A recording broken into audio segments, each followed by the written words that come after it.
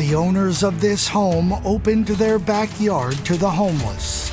It made me think that there is people that care. You know, they're human beings, they're in our presence, they're our neighbors. What started as a small tent city evolved into a collection of tiny homes, aiming to provide stability and community. We don't turn anyone away. We have this shelter here where anybody that's on the street, if they don't have a roof over their head, they can come sleep here any night. We take care of our own, and we define our own as anybody who shows up. But 2 years of battles with the city and a difference in philosophy between the homeowners leaves this unique experiment with an uncertain future. You know, I don't know where we're going to go from here. I think what they're having to do is scrap the whole thing and start over. In a backyard in New Haven, Connecticut, sits the Rosette Neighborhood Village, behind the home of activist Mark Colville and his wife Luz. What we're demanding goes beyond, putting people in tiny homes. It's like poor people in the city need a foothold. I visited this backyard community several times over a period of 7 months to see for myself what sounded like an experiment of extraordinary kindness and compassion. The homeowners told me to coordinate my visits with one of the backyard residents named Suki. I've been the resident leader, which is the only title of anything here, for the last 3 years since we started this community. I assign the chores. I lead our weekly meetings. The only rule we have is every Tuesday morning at 8:30, we have a residents meeting here that's open to the public. During the weekly meetings, a medical team shows up to administer medication and care for anyone who needs it. The chores involve things like setting out meals for the community and other household tasks. How often do you wind up setting up the coffee? Oh, everybody has their own day, like mine is Tuesdays. It's just my way of giving back, saying thank you for letting me stay at one of the tiny houses. Nice. Bo is the newest resident in the tiny homes. Just over a month earlier, he was sleeping on the New Haven Green near Yale University. So I was out here for a while, and Mark pulled me aside and said, Bo, you interested in coming to the Rosette Village? I said, yeah, most certainly. The next night, Mark came up, hey, Bo. He's jingling the keys to my place, and I was like, wow. I felt it right here.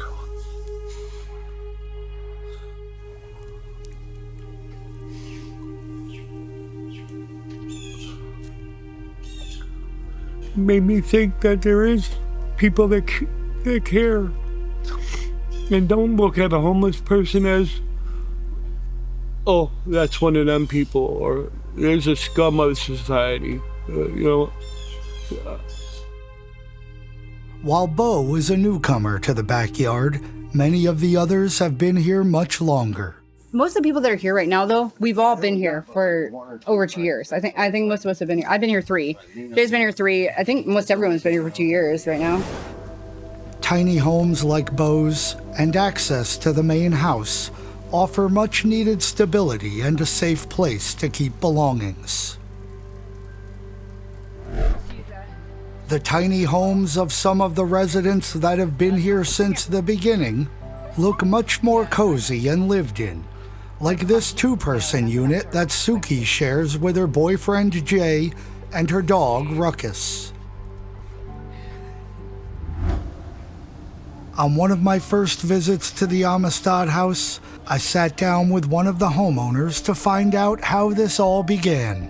What made you decide to initially start welcoming folks into the backyard here? We've had a neighborhood ministry going out of this house since 1994, which is part of the Catholic worker movement, which is not a church-based thing. However, the movement takes much of its inspiration from the New Testament, the Gospels, life and example of Jesus. We don't look to the government, to the church, or even like the social service agency to do the work that our faith and conscience invites us to do. And so for the first 25 years or so, we had a ministry where we would fill the house with folks from the street, and we served 2 meals a day here to the neighborhood at large. Fast forward to 2020, when COVID first hit, and the first thing that happened here in New Haven was they immediately shut down all the shelters, and several hundred people hit the street. Mark and several others teamed up with the unhoused community to set up a tent city on public property. We realized about a year and a half in that at the city's whim, they're going to come and bring bulldozers and everybody's going to get displaced. Those here at Tent City were given until 1 o'clock this afternoon to pack up their things and leave. This is their second notice coming from the city of New Haven in a matter of weeks. And so our strategy became that we would declare our own backyard to be public property. And then we'd go about trying to set an example of what a supported tent city could look like. And we opened the backyard, we put this sign up that names the Universal Declaration on Human Rights as our launching point. And that very quickly turned into people researching tiny homes. And that was the real game changer. That's what made this place what it is. These tiny homes, purchased through donations and built by volunteers, quickly drew the attention of the city, leading to a series of battles over building code violations and zoning laws. The marshal showed up to this property this morning, issuing an eviction notice, ultimately leaving the structures standing, but without electricity. I mean, this place could flourish if we had the electricity turned on. What we're reduced to now is we're able to run extension cords from the main house to each of the homes.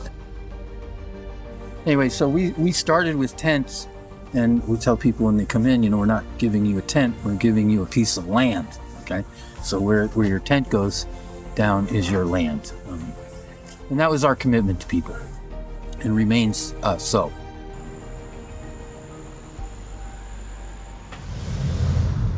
After speaking with Mark, I was amazed by the unconditional kindness he appeared to show for those in need. Then, just a few weeks later, I got a text message from Suki. She told me a bunch of the tiny home's residents were getting kicked out.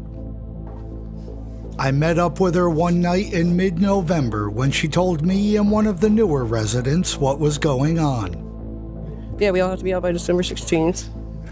Right before Christmas, right? They're totally hostile now. It makes me sad, though.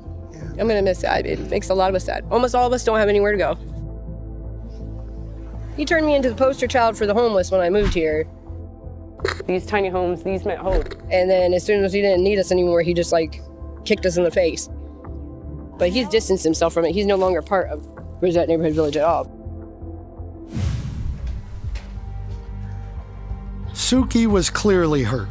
She said she and the others were going to confront Mark and Luz on the day they were supposed to leave. I made sure I was there first thing on that cold mid-December morning to see what took place. Neither of the homeowners were there that day. Mark was traveling for other activism actions, and Luz, his wife, was working. Good morning. Hi, Nicole. Good morning. How did we get a camera going in here today? Yeah, right. Nicole, the woman who helps manage the backyard, would lead the morning meeting. Anybody got anything on the agenda? Got something? You got something you want to talk about? Nope. Nobody got anything they want to talk about?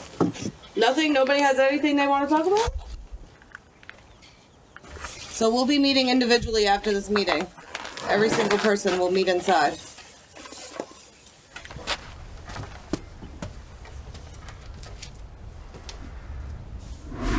I spoke with Suki and her boyfriend Jay after the meetings to find out what was going on. I got it. Hate this stupid thing. Okay. They granted everyone an extension for 3 months now, but they're making Jay and I move into a smaller house, and basically, I don't know. There's a bunch of bullshit. It's strange. I don't know what to think about all of it yet. But But Lucy didn't, she's not even here for it, so they just threw it on Nicole. What do you think you're gonna do? I'm getting my stuff together and getting out of here, regardless. But I seriously doubt I will be here for 3 months. But if we had somewhere to go now, we would have left, just to not have to deal with the bullshit. But it's kind of bad. I think what they're having to do is scrap the whole thing and start over, because it's just not, this model is just not working. What do you mean by that? That they said that it's just because the group of people that have been here, that's why this isn't working. But you're never in this situation, you never have individuals with the ideal situation, or you wouldn't need a place like this, I think what they're gonna do is in March, they're gonna clear out every single person and then start all over.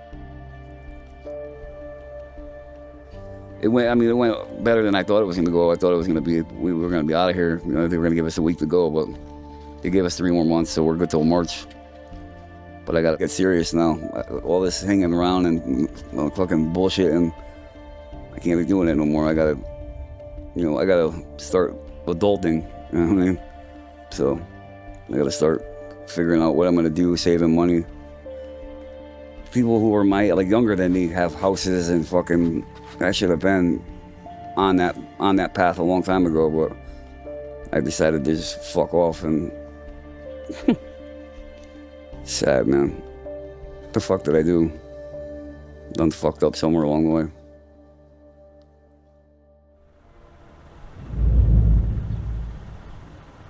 As the March 16th deadline approached, the tiny home's residents packed up their belongings and cleanup began in the backyard.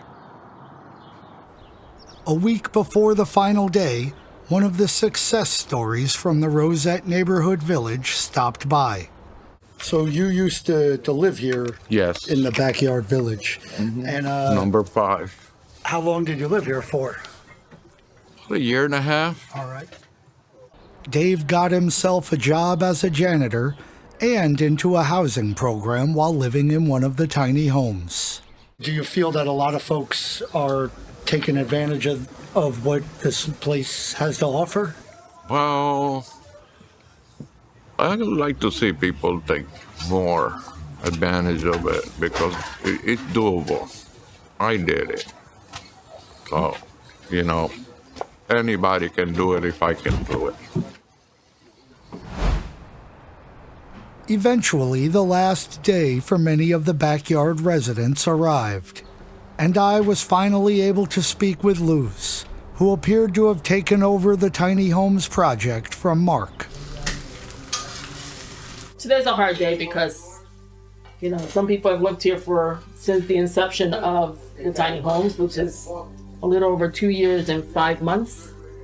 And, they haven't gotten anywhere further in their plans. And so today's the day for many of those people to move on. Have y'all got places you're going to later? Good question. Yeah.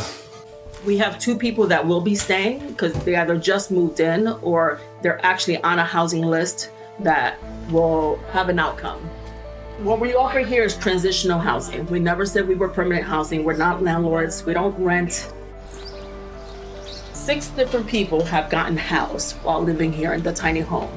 They created stability, created relationships with agencies, got themselves on the housing list. So it works. You just need to put in your own effort. When do you expect to know where you'll go? I got to talk with my clinician at my clinic. No, we don't have a program here. We just sort of let you do what you need to get done to sort of unpack your bags physically and emotionally so you can start working through your issues, whatever made you come through our doors. But I never said this was permanent housing. It's not something that I signed up for. Mark and I will be married 36 years in May. And I gotta say that this is a lot of pressure on my marriage. It is. Do you guys have kind of opposing philosophies on how things should run? Yes, definitely. I got that feeling. Yeah, Mark says people should live here endlessly, but it's not working. Suki started the day thinking Jay secured a place for them to go, but eventually found out that he left without her that morning. No, I'm freaking out. I was like, Jay took all my money, Jay took all everything, Jay just took off. So, I'm freaking the fuck out right now. And I need a cigarette really bad. What do you think you're gonna wind up doing? I guess, calling an ambulance and going to probably going to ER and going to a program would be the only thing that I could do. What does that entail, going into a program, like going into a rehab? Mm-hmm. Yep.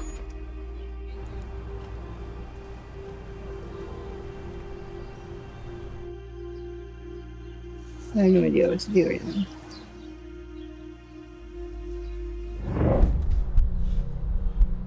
We just need to reset ourselves so that we can be back to being hospitable to other people who have been waiting to get in.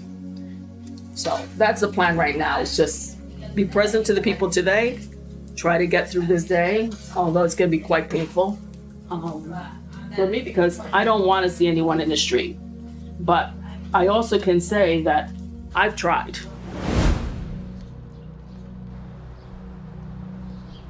2 months after that final day, the house still remains closed to the general public. The 2 people who were on the housing list are still in their tiny homes, but all the rest remain empty. I'm curious to see what ultimately becomes of the Rosette Neighborhood Village and this unique approach to helping the unhoused. Thanks for watching. If you enjoyed this video, check out some of my other videos which cover a wide variety of subjects. If you want to keep up with what I'm working on, head over to my website and sign up for my newsletter.